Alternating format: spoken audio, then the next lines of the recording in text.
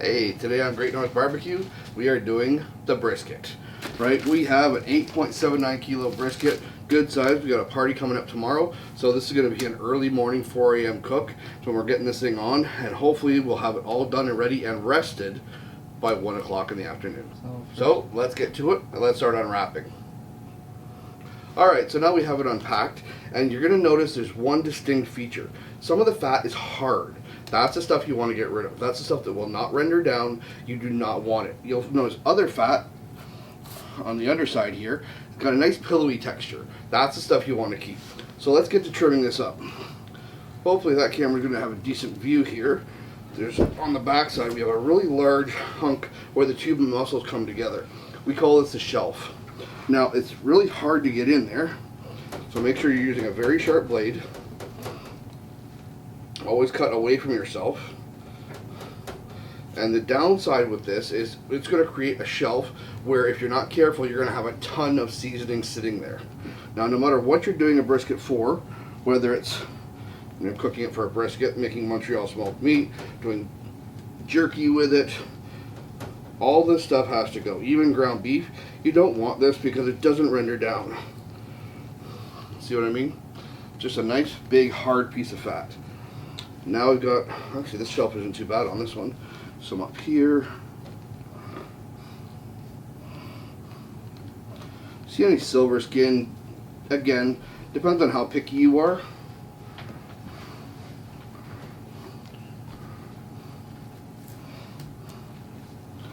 But a lot of this big fat here I don't like, and I want to make sure that it comes off. So you just keep trimming down until you get to the bottom of where the shelf is. Actually a really nice marbled piece of meat though. Really nice. Every once in a while you come across one that's just really, really nice. There's some controversy over left shoulder, right shoulder. Doesn't really matter. A brisket's a brisket. And I'll be doing brisket in at least 3 different ways. The way that we're doing it today is a friend of mine's choice, and he requested the same one we did for his bachelor party, and that's Traeger seasoning. Okay, so I've trimmed as much off the shelf here as I want to, but you see what I mean about a shelf? It's got a really clean, defined line here, and that's almost all that fat. If I keep going too deep, then it's just going to separate the two muscles, and we don't want that. So let's just flip it over and keep going. Got this piece on the end here.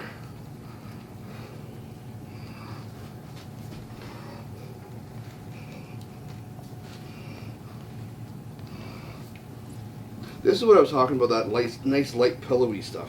Now some of it, the silver skin and whatnot, I'm going to take off just to clean it up a little bit.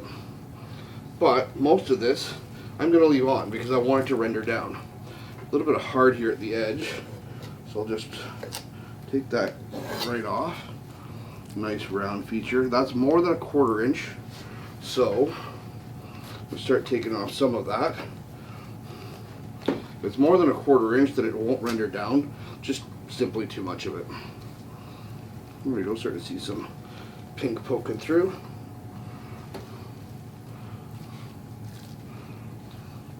There's that shelf.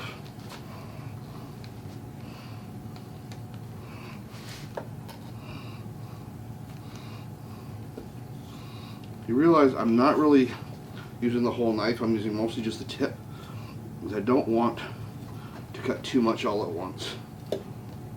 Right, when you're really going at it, that's when the knife can slip, and that's why you call them lefty. So try to avoid that. And another safety is if you can, cut away from yourself. Going this way, not always great.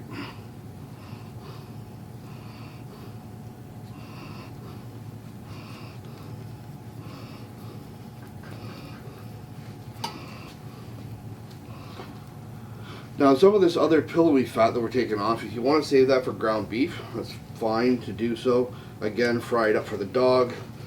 Waste not, want not, right? And that's with all cooking.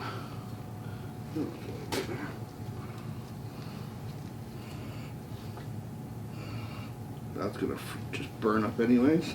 Take that corner off. tail piece there.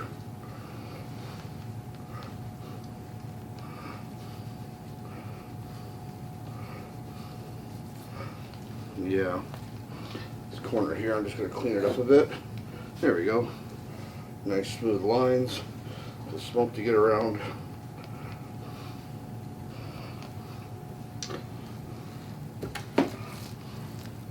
Again, it's all depending on how picky you are. I can keep going and going and going, but just the marbling on here, I don't know if you can see that, but it's just a gorgeous, gorgeous brisket. This is going to be so tasty. Kind of looks like Wagyu.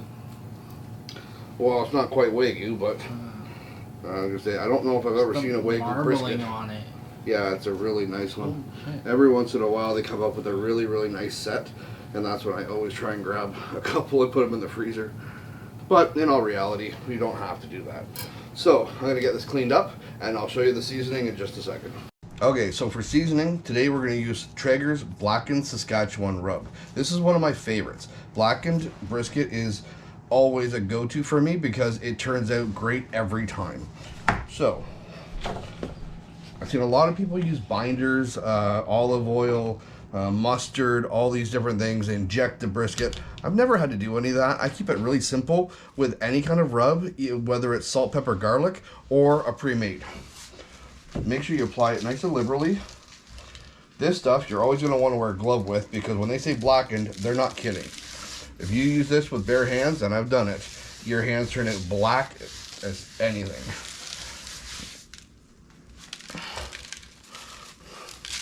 Just smell the pepper in that. It's so good.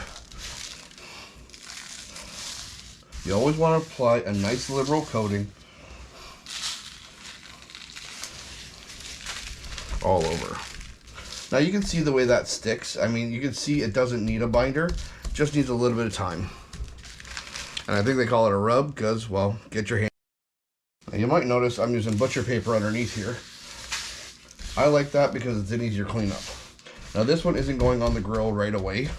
It is going to be resting for a little while before 4 a.m. So this is going to be a nice, good quality bark.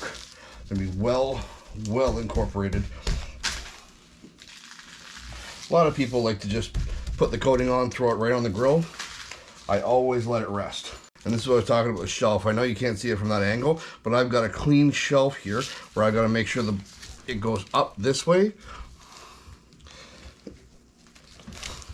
And that way the flavor is going to be nice. So when I do cut into this, always cut across the grain. And as you get here, you turn slightly to get the different muscle. The grains do move, so be really careful with that.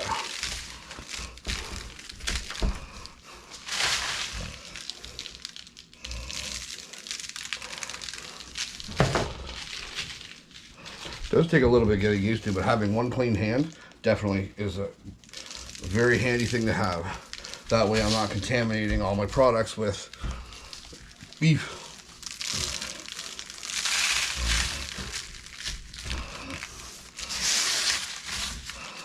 Grab some off the table, put it back on there. You can even use this. Put that off to the side. Pick it up, slap it down, try and rub in there. It gets a little harder as they get bigger because, well, honestly, it's heavy. But you can get up there, then why not use all that stuff? I know some restaurants say they throw away hundreds of dollars of salt and pepper just from this. So, waste not, want not. That looks like a pretty good coating. So I'll wrap it in the butcher paper for now and wait for the smoker to get up to temperature. Okay, always remember to rest the meat. It's important that it rests for at least an hour after like a 6 or more hour cook. Lets those proteins relax. If you cut into it right away, you might as well just wring out a towel, all your juice will be gone, and that's how you get dry meat. So let's see how we did. Oh, slicing like butter. That's the money shot right there. See how all that juice is in there? Don't even need to squeeze it, just running. That's beautiful. You can see where the two muscles meet. All that rendered fat is in there, and it's going to be an amazing flavor. So for this cook, we're going to take the point, and we're going to put it in for burnt ends. Something I've never done before, but it looks really good. But this section, right, when we get to the point, this is where I love to slice this. The amount of fat and juice in there, look at how it just absolutely beautifully tender. Pulls apart. Oh, next to nothing. Let's try that out.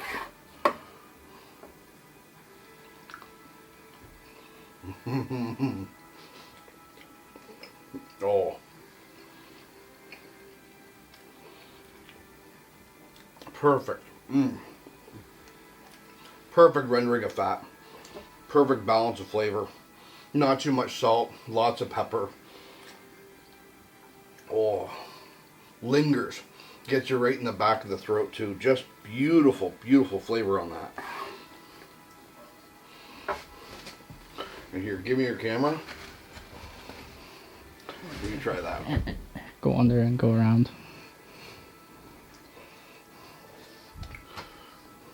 That's heaven, bro. Oh, that's money there, eh?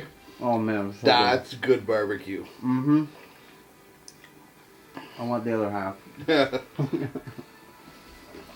Logan?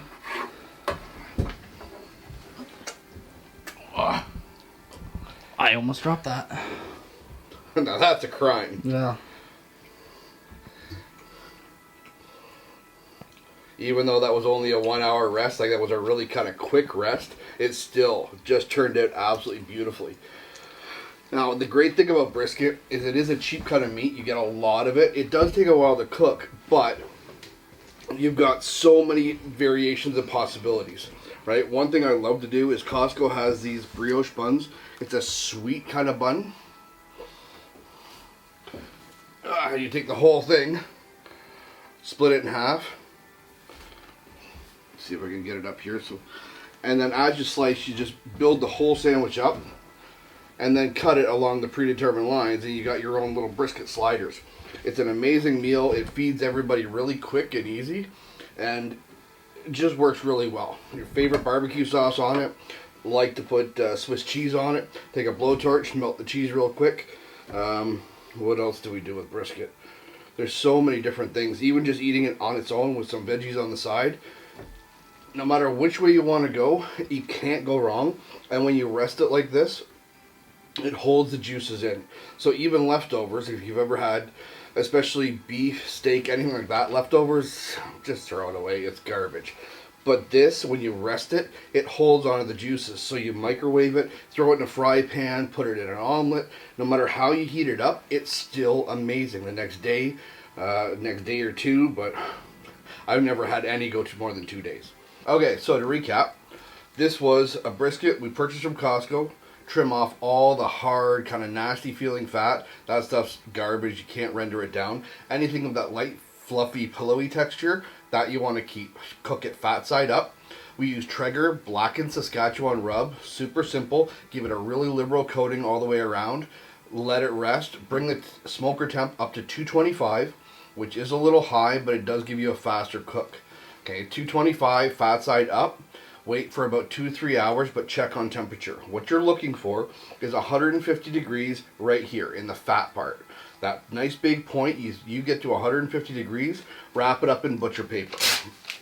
The standard butcher paper. I don't use tin foil because I don't want to steam it.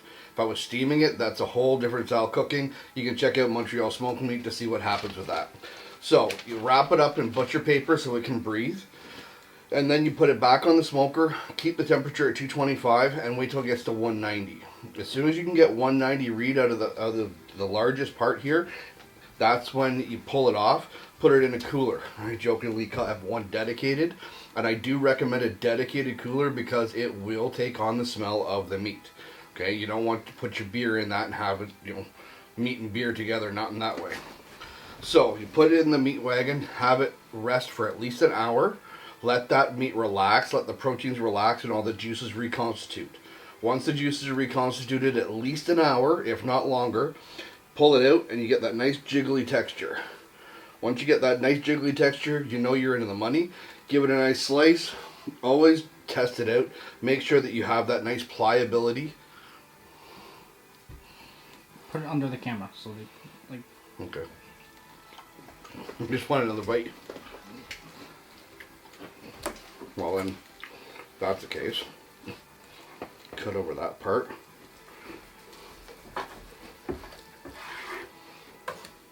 Mostly one take. Hmm?